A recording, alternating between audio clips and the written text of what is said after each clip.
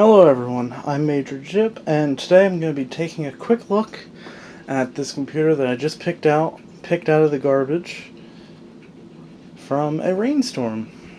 Why I'm doing this is because I'm curious to see how much a computer can actually take where it can be restored. And I especially this thing, because it's running a Pentium D processor, which, it's at least a dual core. This would be a perfect machine for something like a home theater PC, which is my plan for it if I can get it going.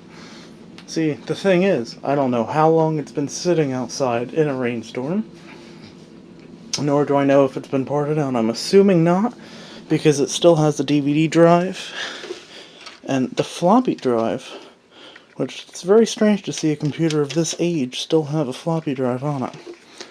But yeah, you could see there's wetness all around it, as you would expect. So, this is a Dell Optiplex 745. I'm assuming this has probably started its life as a business machine. It has a DVI output graphics card and something missing there. Not sure. We'll have to look into it and find out.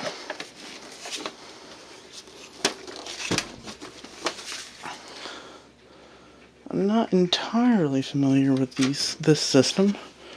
Oh, but that's how it opens. There's a little latch down over here. And no, that has not been parted out at all. You still see the Seagate hard drive, which is a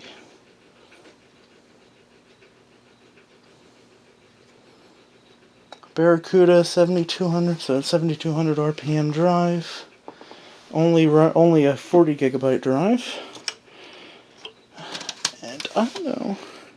You probably won't be able to see in much detail. I'm kind of recording this off the cuff because I wanted to tear down this computer and pull it apart, let every part dry as much as I possibly could. Because I've pulled a few machines in the rain. Mostly Dimension 2400s. And every single one of them survived, so we'll have to tear it down further and see. It doesn't actually look like it got too wet inside, which is very good. Yep, there you can see the hard drive, if it's in focus. So let's pull the hard drive out. Sorry for the shaky cam video. Looking over that, doesn't seem to be a few droplets of water, not much. The circuit board seems completely undamaged. One thing I love about these Optiplexes is it takes no tools to get into it and to work on it, service it. Nothing at all is required. As I say that, I'm failing to get the video card unlatched. Alright, so I got the video card out. There's a little bit of rainwater on the video card, but, that's not too big of an ordeal. I actually have a video card I'm planning to put back into this machine, which is going to be coming out of the home theater PC I'm using now, which has about the same specs on it. It's also a Pentium D. Don't know how much RAM this has, but it's probably the same type, to be honest. My guess as to what might have gone wrong with this system, if there's anything wrong with it, might have been the power supply, or I've seen so many computers that it's just been a RAM board not in place properly. So we have the little... I love the layout of this computer too, because they have just enough space for everything. No more, no less. You see a Sony drive, which I know there's a way of getting out. This is actually a laptop DVD-ROM drive. I believe it's the same ones that they really use for their laptops. And okay, so that pulls up. Not the easiest computer to take.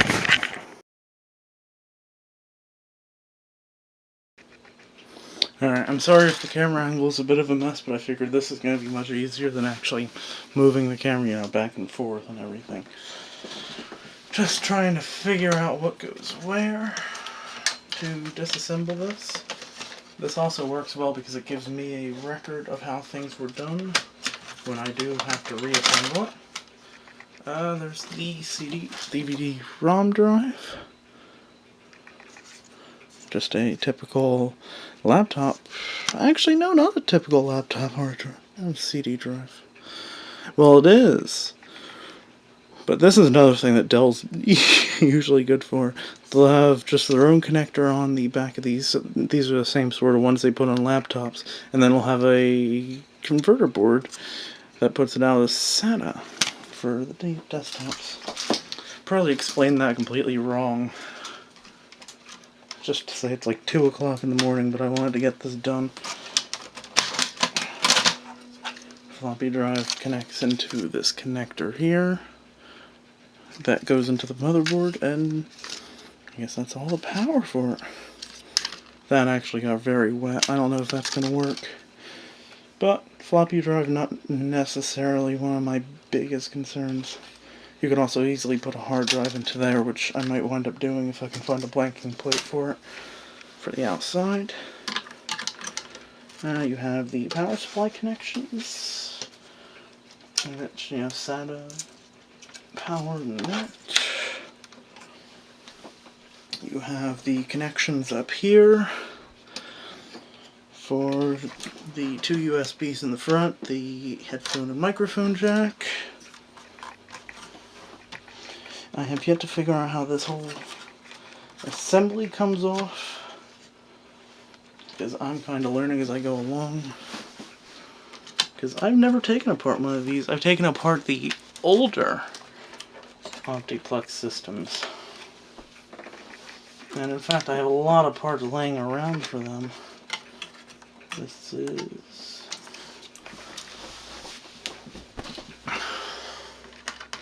gonna pop the motherboard battery out. Should have done that first, but oh well. These nice little wire ties holding everything in place.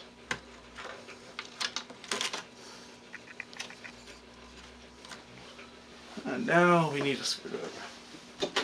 Whatever one I have will slide off. Alright, not necessary, but I picked up my coin 11 and 1. So I just unscrew all of these. This works out pretty well because it doesn't have any magnet on it. And as you can imagine, computers don't tend to like magnets. I don't know if just this cowling will set in with these 2 screws. I'm hoping so. I don't want to undo the heatsink yet.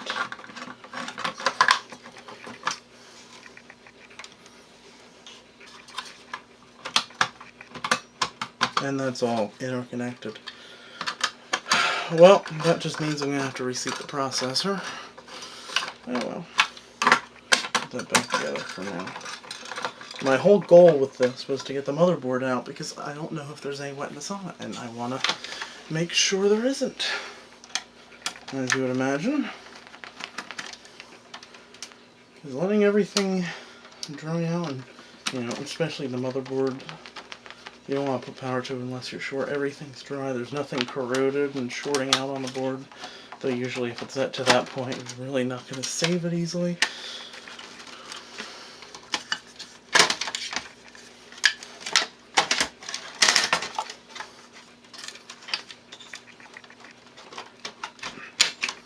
Alright.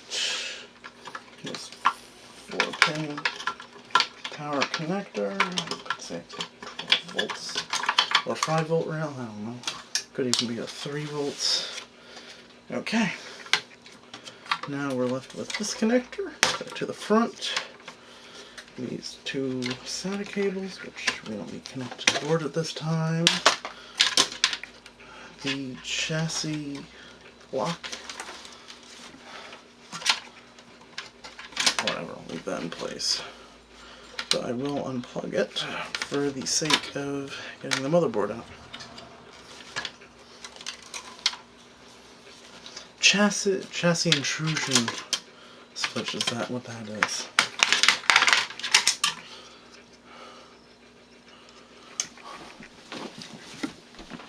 It had 2 gigabytes of RAM,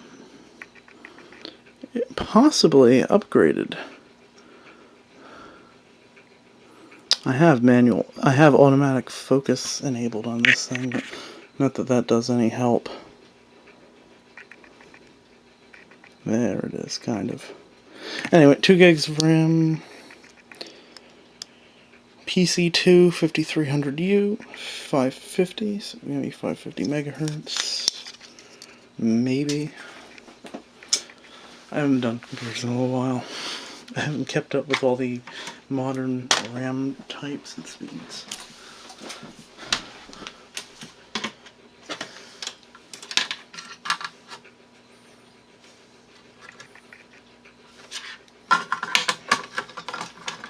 I can always reseat it. I'm probably going to have, well, I'm going to have to anyway, get the motherboard out. So, you know.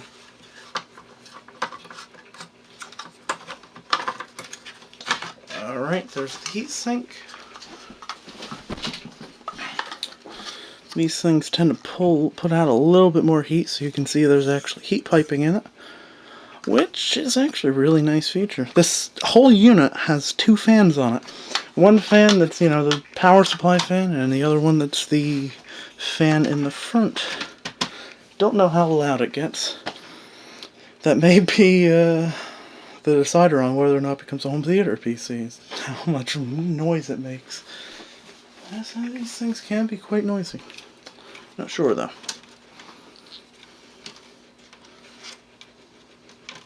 Not sure about this one.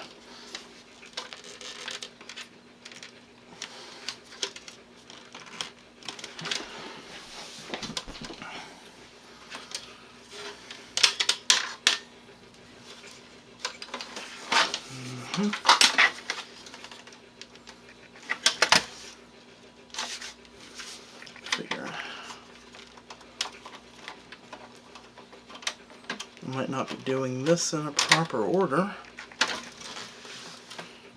So all I'm trying to do is get this back piece of plastic off.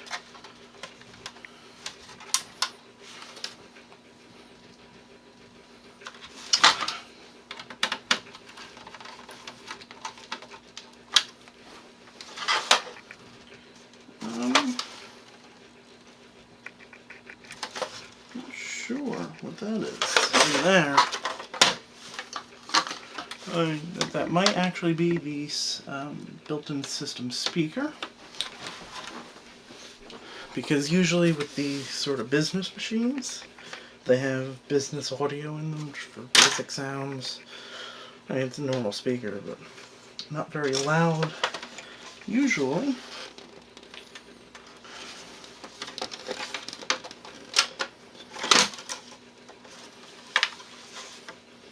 All the people that have worked on these before are probably screaming at me because I don't entirely know what I'm doing. As it shows. Whatever, that connector comes out of there, and that will allow me to free the motherboard.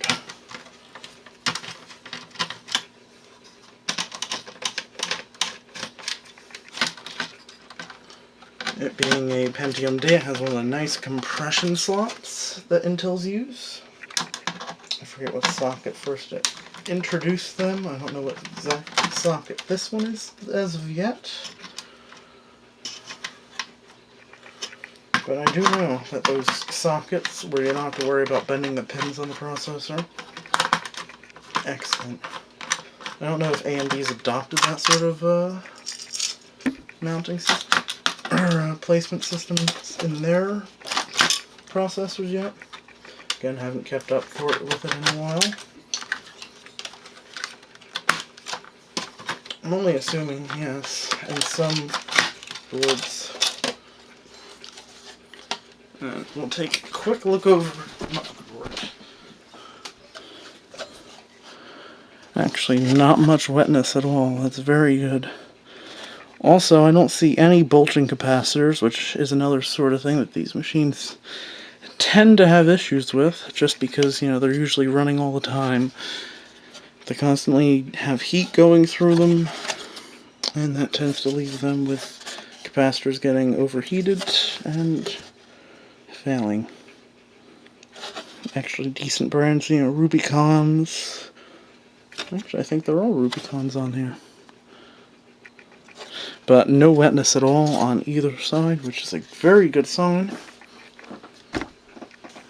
But you see all the wetness wound up in the bottom of the case, which is why I wanted to get the whole thing apart.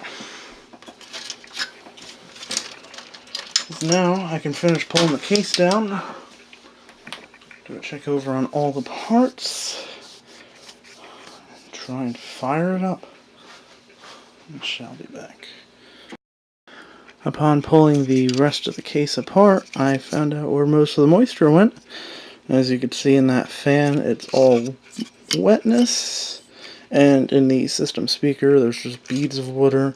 This is actually a line of LEDs that puts a status on the inside of the case, and that got pretty soaked. So hopefully this will dry fine. There's no problems to it, because I don't know.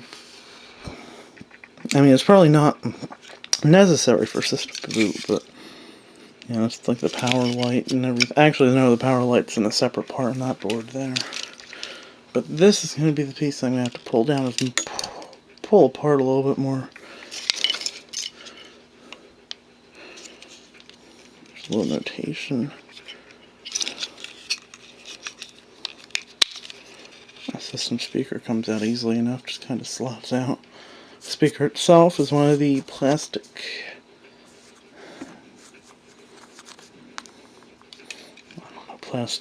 dome speakers. All I know is that's a good sign, because it means it probably didn't get destroyed by getting a little wet, as opposed to the paper cone ones, which would. That over there. Worst comes to worst, I can always just replace the speaker. Now the only part that I'm really concerned about is that LED board there. So let's pull. Alright, so there's a little board completely separate of the whole unit. And as you can see, I wiped it down with some paper towels and put it in front of the fan to air dry it a couple minutes, so I don't see any signs of actually getting too wet to the point where anything would be wrong with it. No corrosion on the board, even the labels aren't all that messed up, so it probably didn't get that wet, which is a very good thing. I actually find it pretty interesting just looking at this fan. I mean, I suppose Dell knew they only had one fan, main fan running in their system. They may as well make it a pretty high velocity one. I mean, you could see the thickness, you could see the pitch on the blades. That's a very good thickness of a fan. Probably moves a lot of air. Only one problem is it looks like an 80mm, which probably means it might make quite a bit of noise at full throttle. I guess we'll have to see that, won't we? All that's left in the case now is a couple small little wires going to things like the IR sensor and the actual board that has a USB and the power, which I'm going to have to figure out how to get to next so I can actually try and air dry this entire case. And after wiping it down as much as I can, I don't know how far I'm going to go. I don't know if I'm going to actually try and pull off all the plastic. I feel as though that was just going to kind of cause more problems than good, because you know, half the plastic piece would probably break off their little connectors. Alright, pulled the hard drive out of the caddy. It actually doesn't look like it has any moisture on it at all. I think I'll wipe down the circuit board with a dry cloth, just to make sure nothing got into it. This could easily be the point of failure, these little Seagate 40 gigs. SATA though, so, you know, hard drives were only cheap. 7200 RPMs, and you 500 gig one you probably get for under about 70 bucks now. This is a little caddy on it. Interestingly, I think it has a little notation, or little cutouts for where a fan could go, or maybe a separate system speaker, just an area underneath the hard drive. To look more into that to figure out what that's actually for. But yeah, all this needs is a good cleaning. Pretty much all the plastics in this computer are going to get a good thorough cleaning, like that piece and this piece. I mean, granted, the whole system's not really all that dirty. It's nowhere near the filthiest computer by far, but again, the fan I'll clean out as much as I can. If the fan works, hopefully it won't have any bearing issues. And we're just left with this case, and I'm still trying to get into that.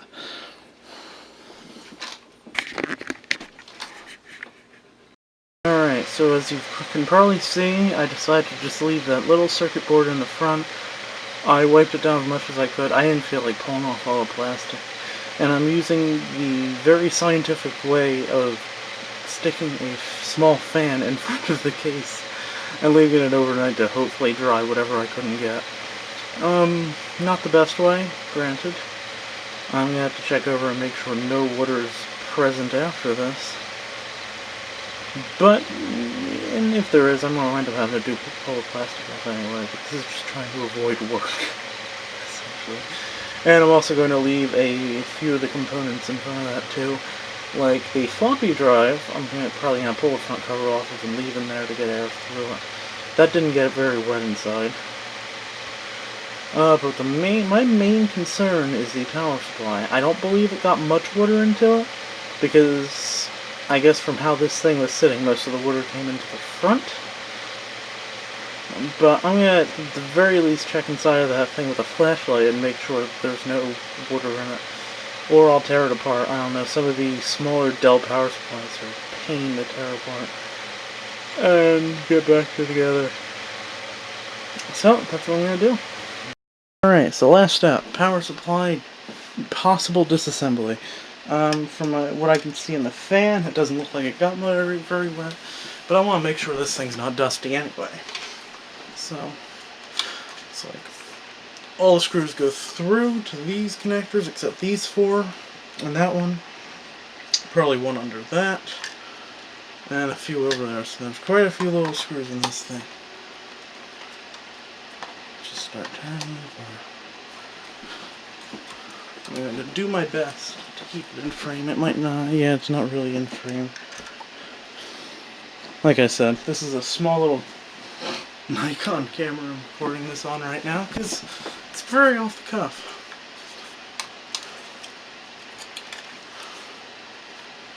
Any that go through for the fan? No. So the rest of the screws are just going to be these random small ones over here. I don't know where they have hidden screws. That's for that switch, so it's probably not going to be through there. And 4 screws here. Luckily, they're all the same size, so you don't have to worry about that. This screwdriver is pretty overkill for this sort of application, but hey, it works.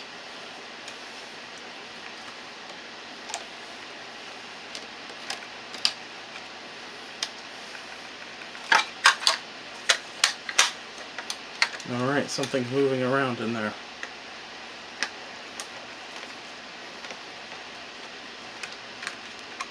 As long as I don't break anything, I don't care. Whatever, I'll unscrew the fan too. That's the worst that could happen. You just have to make sure the direction. Okay. The grill is on the other side, so that means the fan is intaking. Which doesn't really surprise me. Of course, this takes the same size fan screws as every other fan takes. Doesn't look to be a particularly deep fan, which doesn't surprise me, it's only a power supply.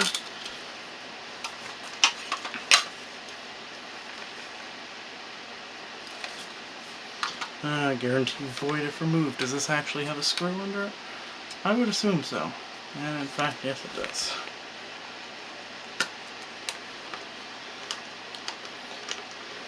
So they put a warranty void sticker over nothing. Alright. Okay. What's the procedure for taking it apart?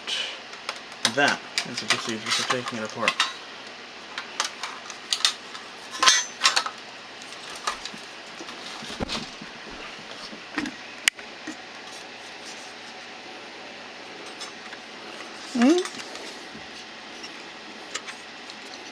I really like that. that is incredibly minimal. Alright, one good thing is the power supply seems to be in very good shape. I mean, it's a very minimalist design, but I kind of do like it. It's pretty well laid out. And more to that point, or more to the point that I want to know, there's not a single drop of moisture in it, which is exactly what I was hoping for. Alright, let me put this power supply back together after blowing it out with an air compressor, and that'll also help me make sure there's not a single bit of wetness, because I don't feel like tearing the whole thing down if I don't have to. And I guess I'll wash all the plastic parts, and the next part of this video will be me reassembling the computer when it's all cleaned up. See you in a...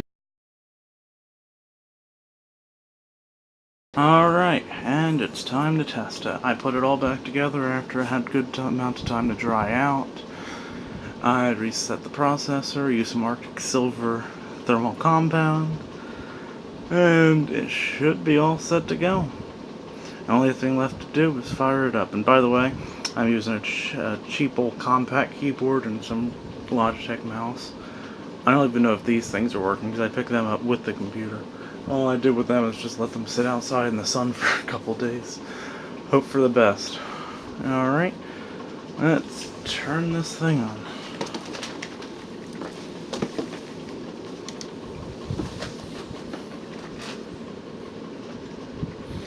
Okay, got a Dell BIOS screen. Time of day not set. Previous fan failure. Previous fan or pump failure. System battery voltage is low. So that might mean that the main fan isn't running.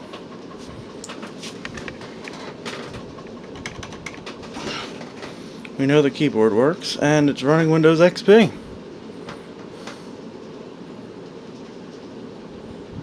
I don't hear a fan. That fan in the front could potentially be bad. Alright, after taking out all the cover off, I found that the fan is running.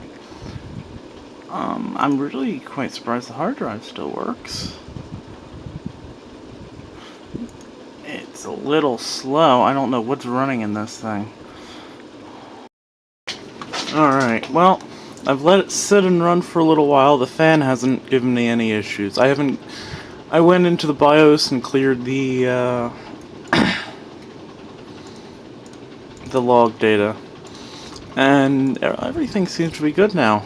I downloaded SpeedFan, though, like a lot of Dells, you can't really do much with SpeedFan. It actually only gives you the sensor for the hard drive. Actually, now the fan's showing up. Wonder if I could ramp this fan all the way up. This may or may not do something.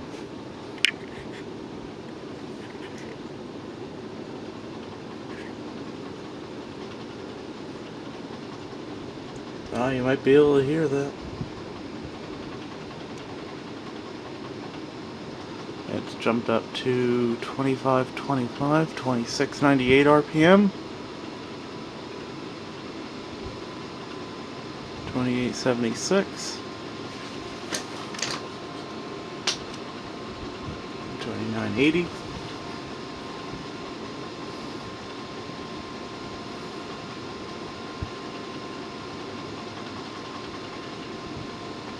You know, I think that's about as loud as this little computer will go. Because it's now, the fan's now idling at 2973 RPM. The hard drive's nice and cool now.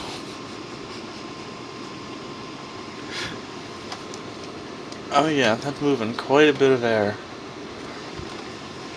So.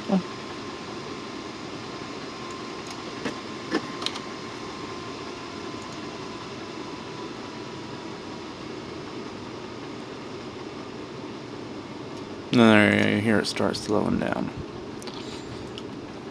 But overall,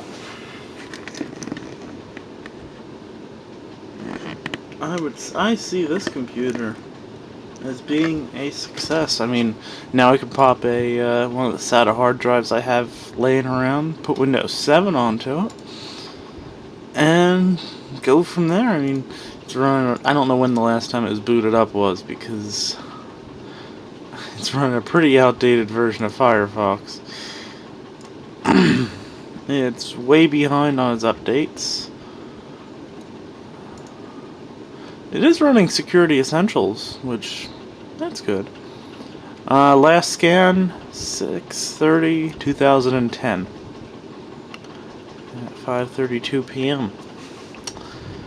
So, it's probably been sitting around a couple of years.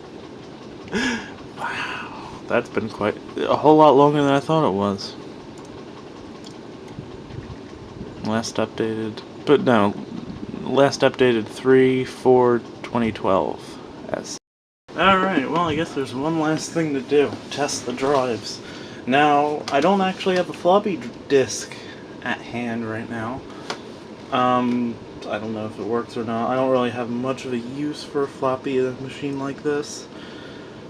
But I can test the DVD-ROM drive. Let's see if this works. Also get to test out the internal speaker.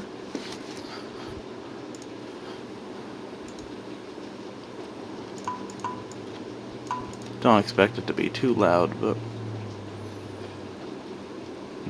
play using, yeah, why not?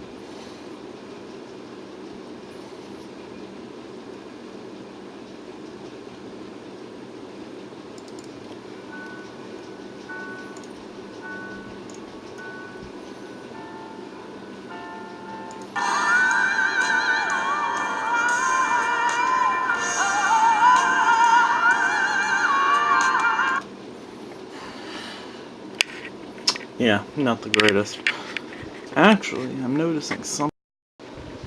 Alright, something that I didn't actually notice all too much. Do you see that?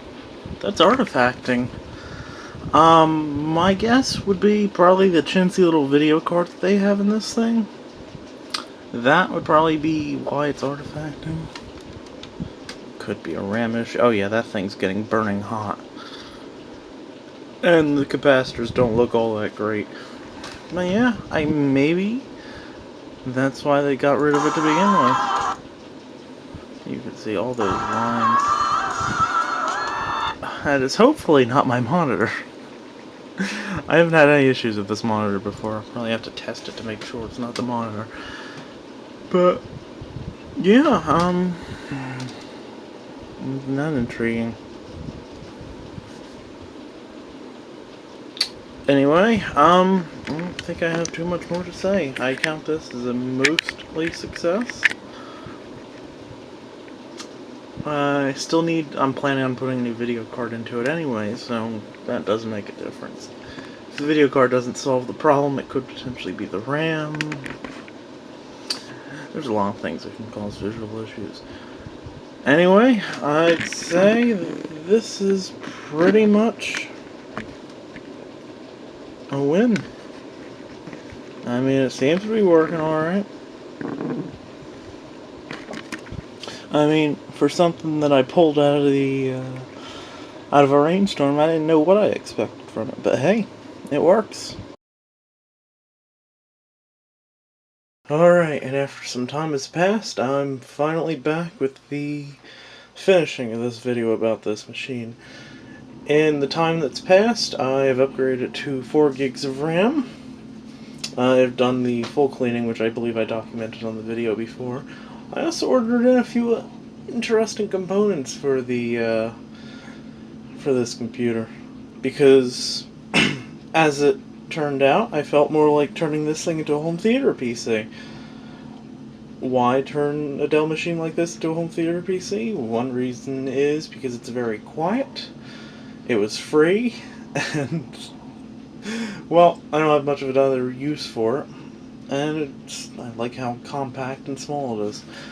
As you can see, it's sitting on top of my audio stuff, and my VCR that's showing it's 12:45 at night, or in the morning technically.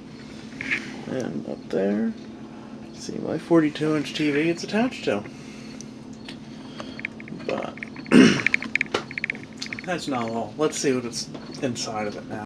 Alright, time to pop the cover.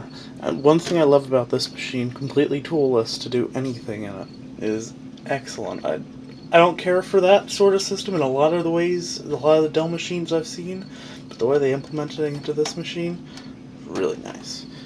To open the top cover, pull that thing, latch in the back, pull it off. Now, first thing you're probably going to notice is the icy dock over here.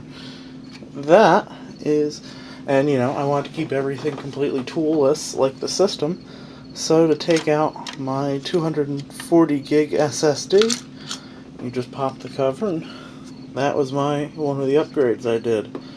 240 gig SSD. It runs a whole lot quicker now, and that is a beautiful 2.5 to 3.5 converter too. It's all compression fit. When you close this door, it actually works a mechanism, locks the drive in place. It has a spring up here that holds the drive down in place. I really love that system. Just make sure it's pushed down and snap it in place. And I'm actually going to open it up again to show you. You can see the external case. It's going to be under some pretty direct contact with heat sources.